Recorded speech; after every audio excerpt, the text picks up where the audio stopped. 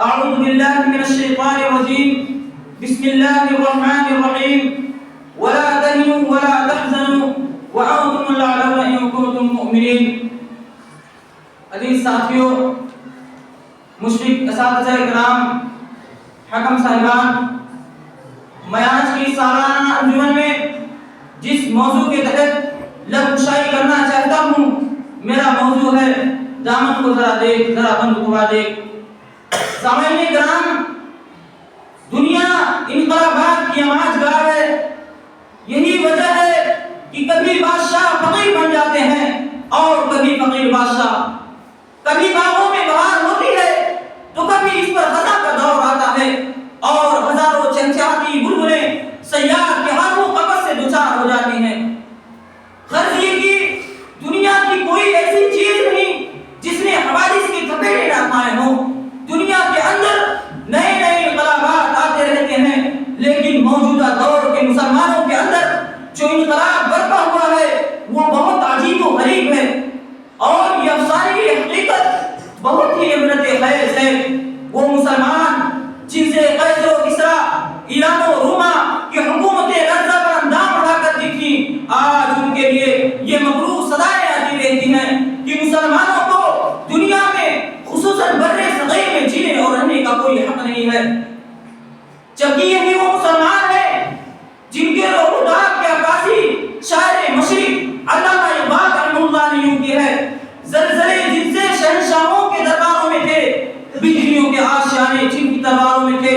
حیف صد حیف مسلمانوں کی حالت حد درجہ انحطاط پذیر ہوتی جا رہی ہے. ان کے اندر فقدان عالم کا خطرناک مرض پھیل چکا ہے. دنیا کا ذرہ ذرہ انہیں دعوت نصارہ دے رہا ہے، لیکن یہ ابھی خواب خرگوش میں مبتلا ہے.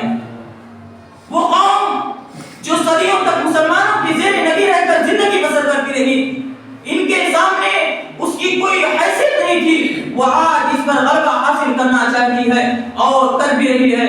اور مسلمان اب بھی غفلت میں ہیں، انہیں نہیں معلوم کہ انجام کیا ہوگا.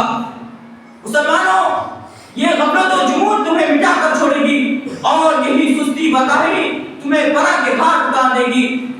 مسلمانوں، اتحاد و اتفاق، اخوت و محبت، ہمدردی اور رواداری کا عالم لے کر اٹھو، پھر دیکھو تمہیں اس کا کیا ثمرہ ملتا ہے.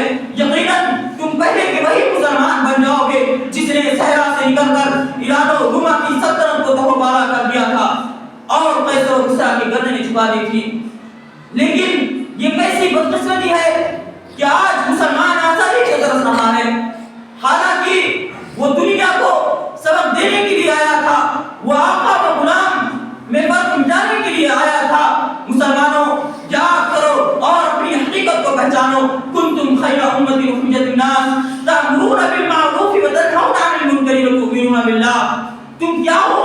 تمہارے وجود کا کیا مقصد ہے؟ اگر تم اپنی اصلیت و مقصد کو پہچان لو گے تو تمہارے دل سینوں میں دھڑکنے لگیں گے اور تمہاری آنکھیں آسمان کے پردے کو چیر کر عرش الہی سے ٹکرائیں گی، اور تم اقوام عالم کو نیچے دکھا کر ان کو پیچھے چھوڑ کر ترقی کا تاج اپنے سر پر رکھ لو گے. ہاں، تم وہی مسلمان ہو جاؤ گے کہ جس نے دنیا کی سلطنت کے اندر دھنگا مچا دیا تھا اور ایک نیا سماج پیدا کر دیا تھا.